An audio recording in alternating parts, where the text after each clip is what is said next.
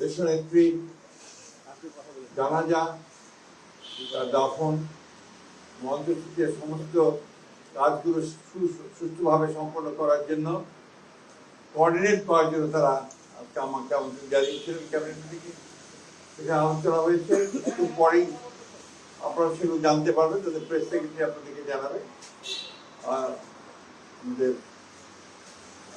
প্রধান উপদেষ্টা তিনি বোধহয় একটা জাতির উদ্দেশ্যে ভাষণ দেবেন। আপনারা তাদের কাছ থেকে সব কিছু জানতে পারবেন, যেহেতু তাদের মিটিং তারাই জানাবেন, সেটাই ভালো হবে। আমাদের বিষয়গুলো আমরা আপনাদেরকে সকালে জানিয়েছি। আর আমাদের 12:30টার সময় আমাদের প্ল্যানিং কমিটির একটা মিটিং আছে বিএনপির। সেই মিটিংয়ে আমাদের সমস্ত সিদ্ধান্তগুলো চূড়ান্ত করে আমরা আপনাদেরকে আবারও জানাবো। টাইমটা জানতে থাকবো, সেক্ষেত্রে আপনাদের কাছে আমরা সর্বাত্মক সহযোগিতা চাইব। আপনারা সবাই দেশনেত্রী বেগম খালেদা জিয়ার জন্য দোয়া করবেন।